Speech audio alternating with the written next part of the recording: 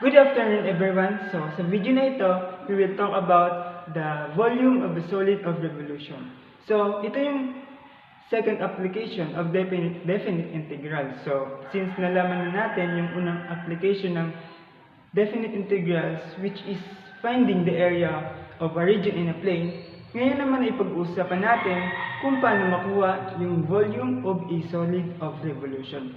So i-define muna natin kung ano ba yung solid of revolution. So, ang sabi dito, the solid of revolution is generated by revolving a plane area about the line called the axis of rotation. So, ano bang ibig sabihin nito? So, suppose here we have graph of a curve.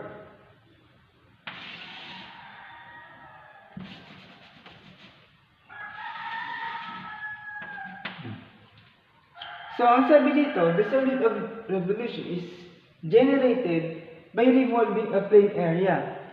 So, para makuha natin yung solid of revolution, itong plane area na to is i-rotate natin along the axis of rotation which is the x-axis and the y-axis. So, kapag i-rotate natin to along the x-axis, for example,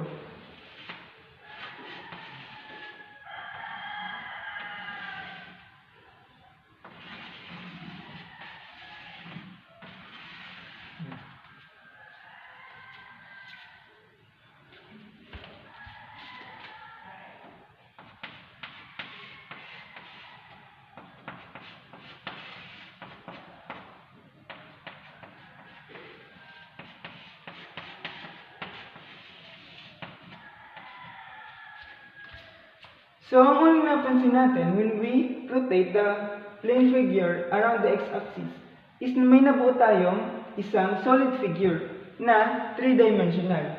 At yung nabuong solid figure ay ang ating tinatawag na solid of revolution.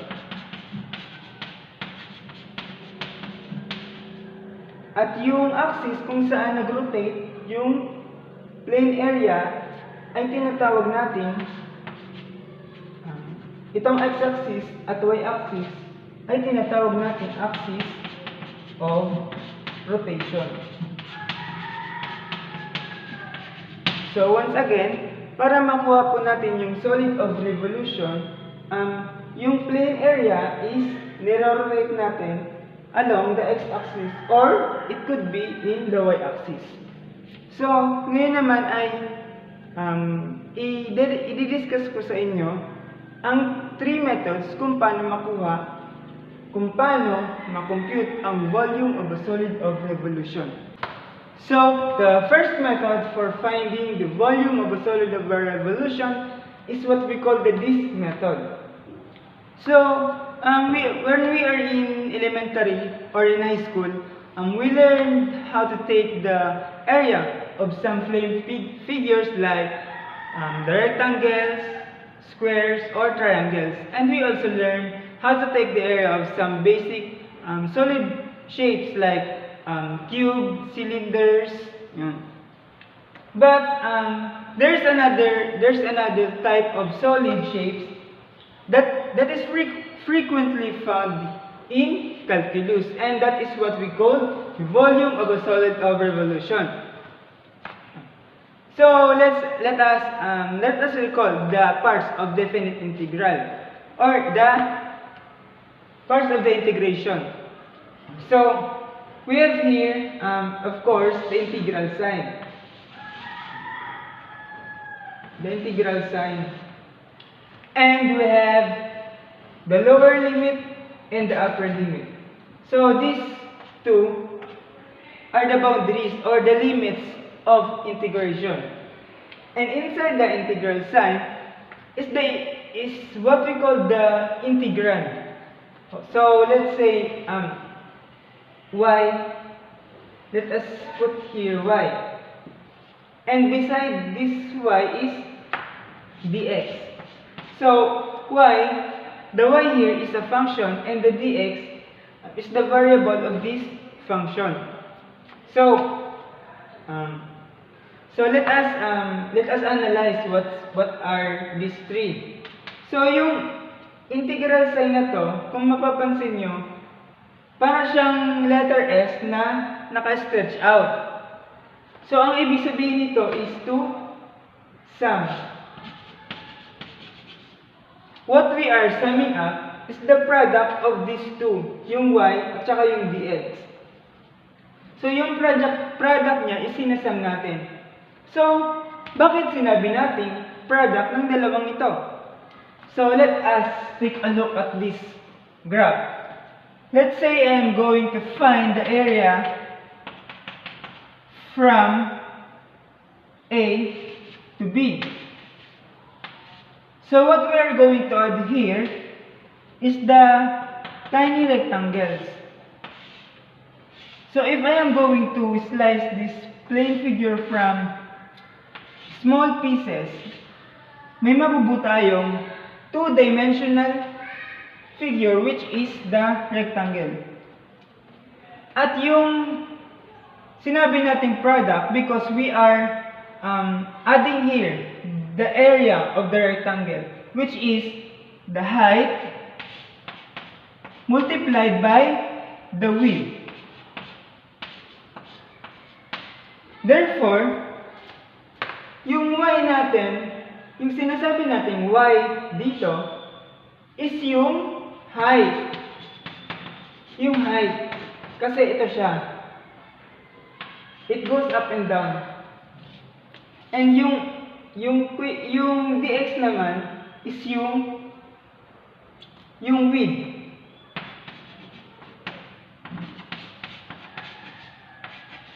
So, dito, ang ginagawa natin is we are adding the product of height and width to find the volume of this plane figure. So, let us draw another graph.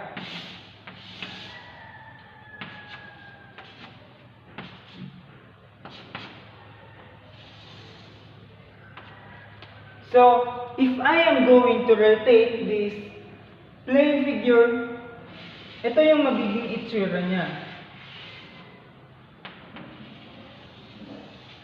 Yan. So dito, kapag nung di-divide natin siya into small pieces, nakabuo tayo ng two-dimensional figure. Pero dito, kapag in-slice natin siya into small pieces, makakabuo tayo ng what we call the cylinder.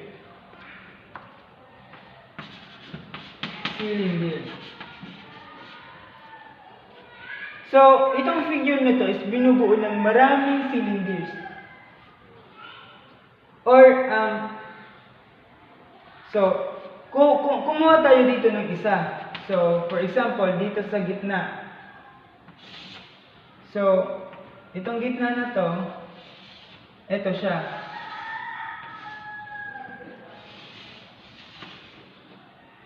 Meron siyang thickness or yung depth. At ito na yung tinatawag nating disc. Pero yung shape niya is parang cylinder. So sa disc na ito, hanapin natin yung radius. So ito yung radius niya. I mean yung center ng disc, and this is the radius. So, what is the direction of this radius? It goes up and down. And we know that in the axis of rotation, the y-axis goes up and down. Therefore, the radius is the y. And we know that the volume of a cylinder, of the cylinder is equal to pi radius squared times the height. So sinabi natin na yung radius niya, ito, is y. Kasi it goes up and down. Therefore, papalitan natin siya ng y. Then, what about the height? Ito yung height. So, ito yung height ng disk. And it goes horizontally. So, sa axis of rotation niya, yung x, yung x goes horizontally. So x yung horizontal dito. Therefore, yung magiging height niya is yung dx. Ito yung width niya, right? Width. And dito, sinabi natin na yung dx is width. Therefore, yung h niya is papalitan natin ng dx. Magiging dx na siya. So, na-derive na natin yung formula ng isang disk. Isang disk pa lang yan. Kasi, di ba, kumuha lang tayo ng isa galing dito. And itong solid figure na to is composed of several of these disks. Several disks yan. So, isa pa lang to. So, para makuha natin yung volume, kailangan natin i-add lahat ng disk na nandito. So, we have to put here an integral sign. Kasi nga, sinabi natin na the integral sign is the sum. And of course, the limit of integration, which is a to b. So, therefore, ito na yung magiging formula for finding the volume of a solid of revolution using the disk method. But take note that this formula is only applicable if the axis of rotation is from x. Yung x, sa x nag-rotate yung plane figure, which is horizontally.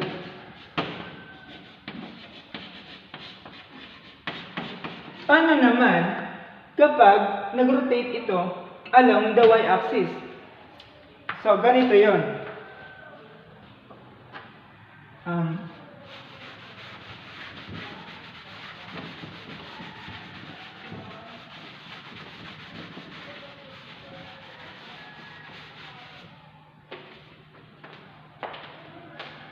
So, let's draw another graph here.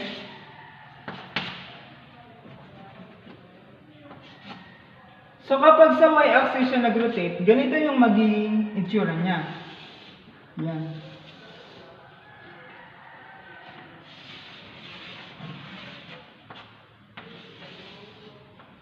At ito yung mga disk niya.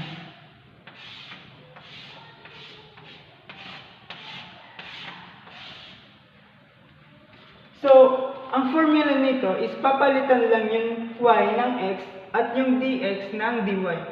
So, ang formula nito is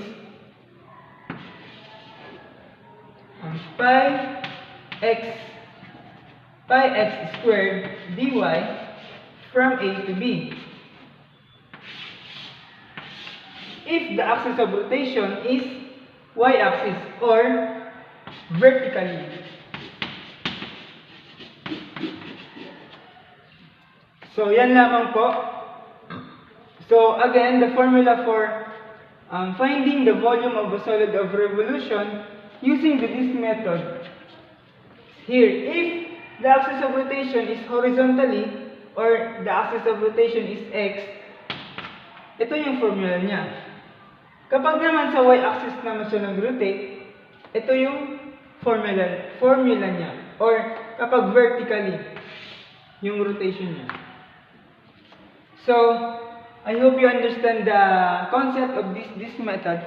Now we proceed to the second method, which is the washer method. So, we come now to the second method for finding the volume of a solid of revolution, which is the washer method. So, let's take a look at this graph. So, we have here two functions, the g of x and the f of x. So, like in the first method, we have to rotate this one along the x-axis to find the volume of a solid of revolution. So, ganito yung magiging itsura niya.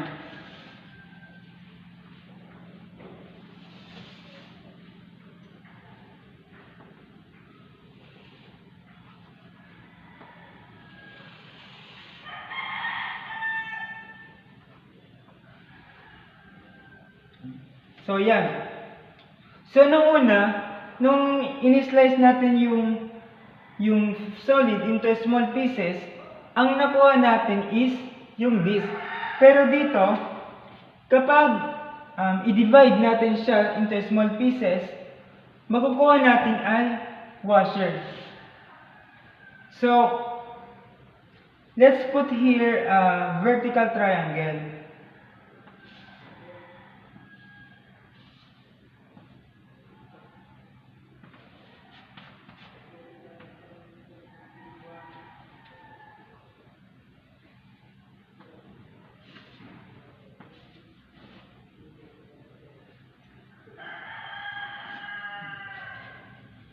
So, what will be the area of this triangle? So, the common formula for finding the area of the triangle is length times width. So, yung base niya, may konting, there's a little change in the x direction. That's why we label it as the dx. So, if we are going to rotate this one along the x-axis, ganito yung magiging itsura niya. At meron din siyang thickness or yung depth.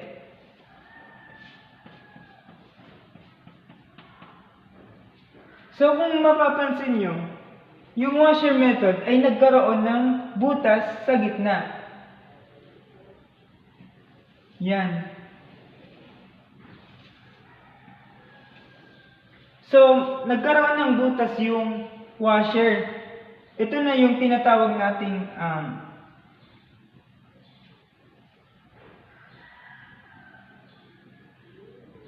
so, kung ang washer method ay meron siyang hole at the middle. So, ang isa nito ay tinatawag nating washer.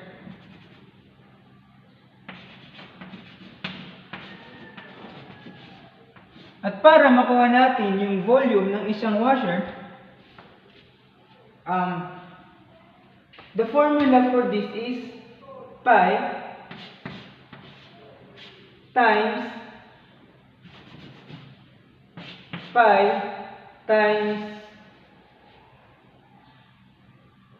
the radius of the outside of the washer. So, the outside of the outside of the washer is here. Ito.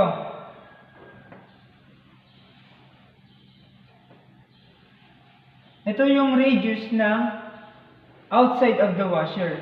At yung radius naman ng inside of the water is ito. At dito yung center. So kung mapapansin nyo,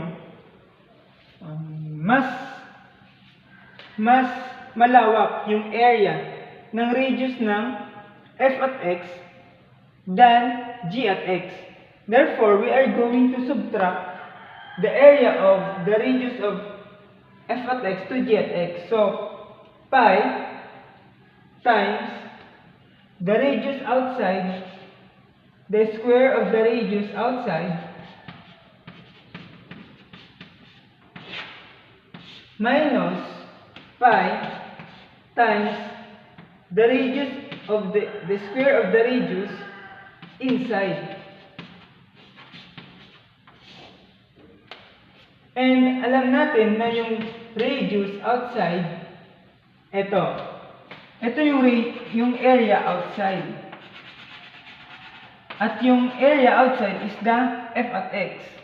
So, the radius outside is f at x squared minus the radius inside is ito yung part na to, the radius inside ito yung G at X.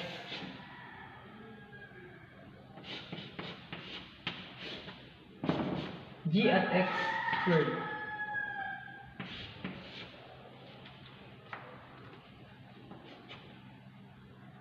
So, para makuha natin yung volume, we need to simplify this one. So, we factor out pi.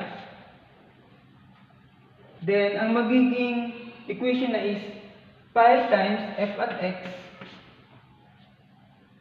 minus g at x squared. So, para makuha natin yung volume, of course, we are going to multiply this one into the depth or yung thickness ng isang washer, which is ito. Ito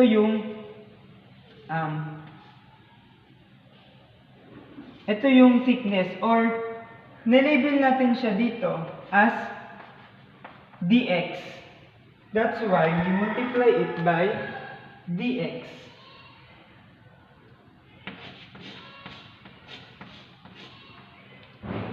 So, yun. Ito na yung formula ng isang washer lang. Isang washer lang siya. Isang ganito lang. So, pi times f at x minus g at x squared times dx. So, para makuha natin yung volume nito, volume ng figure na to, i-add natin lahat ng this na nandito. So that's why we put here the integral sign. And suppose we are finding the volume, the limit of finding the volume is from A to B. So, we put here the limit from A to B. So, this is now the formula to find the volume of a solid of revolution using the washer method. And ito yung formula na to is only applicable kapag yung axis of rotation niya is sa X lang, horizontally.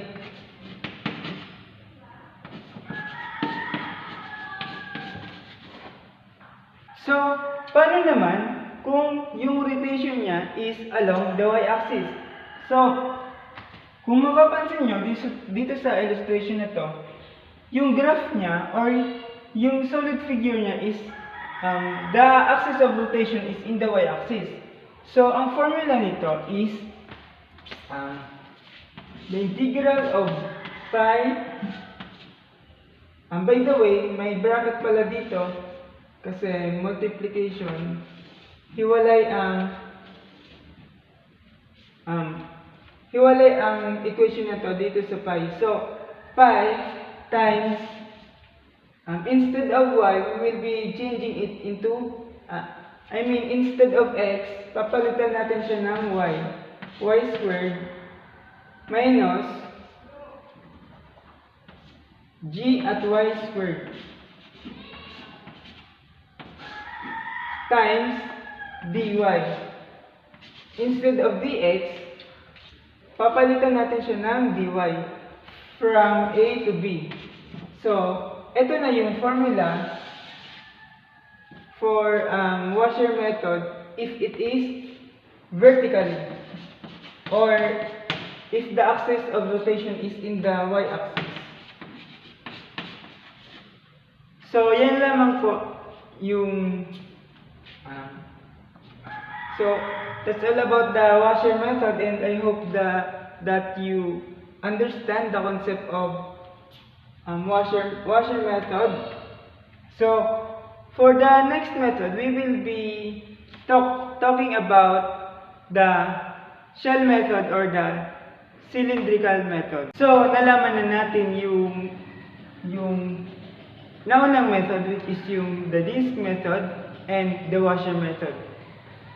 So, paano naman kung gamitin natin ang shell method? So, let's draw another graph here.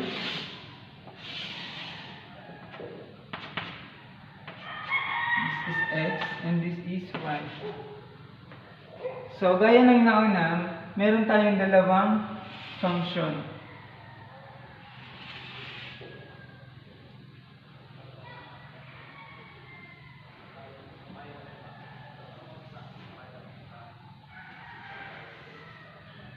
At magro-rotate ulit ito dito sa x-axis. Yan. So, let's draw here a small rectangle dito. And yung mirror image niya is nandito.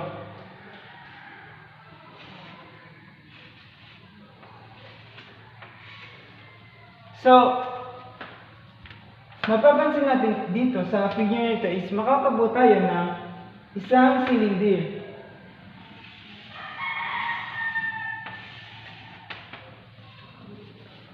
From this one to this one. So, yan. So, this part, ito yung depth or yung thickness ng cylinder. So, i-label natin siya as dy. Now, what about the radius? The radius is here.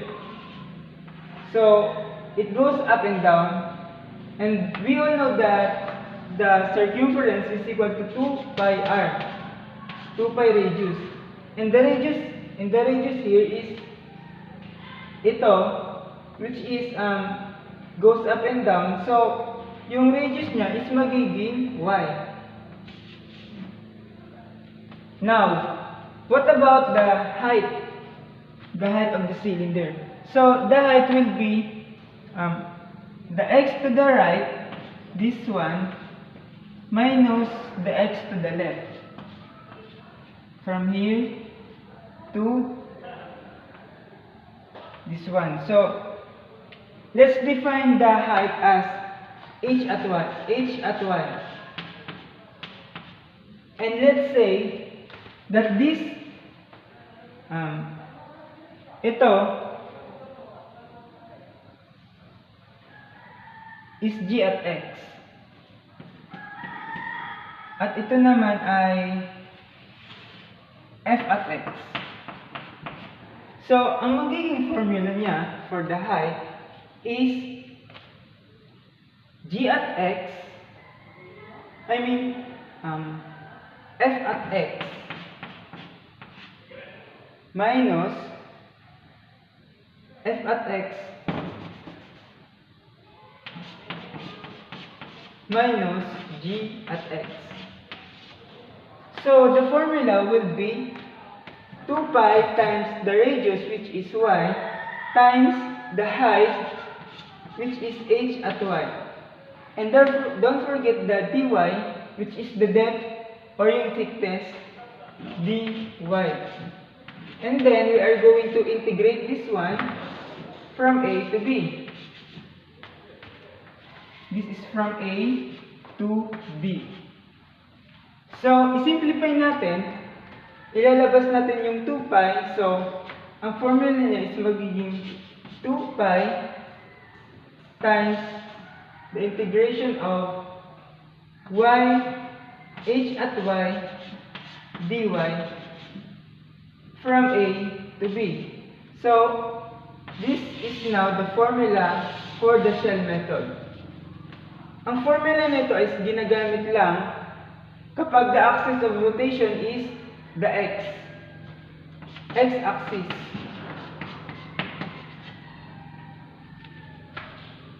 So now, paano naman kung ang axis of rotation niya is from the y-axis? So, if the axis of rotation is from the x-axis, it would be 2 pi times the integral of, instead na y, papalitan natin siyang x h at x dx from A to B. So kung mapapansin nyo, is baliktaran siya. Kapag nasa x-axis ang rotation, nasa y tayo. Y ang ginagamit natin. And kapag nasa y-axis naman, x ang ginagamit natin. So tandaan lang natin po yan. So to give you a summary of my report, I discussed the three methods of finding the volume of a solid of revolution. So unang-una is yung disk method. So sa method na to, mayroon lamang tayong isang function which is the f of x. And kapag yung nag-rotate siya, part of the boundary is the axis of rotation. So ibig sabihin, this method is used when the axis of rotation is part of the boundary of the plane figure. So kapag nag-rotate siya, is matatamaan niya yung x-axis. So, pangalawang method is yung tinatawag nating Washer method. So, once again, ang Washer method ay ginagamit kapag ang volume ng solid figure ay mayroong butas sa gitna. At ito nga yung tinatawag nating washer. So, kung mapapansin nyo is, dahil sa may butas ito sa gitna, hindi natatamaan yung x-axis.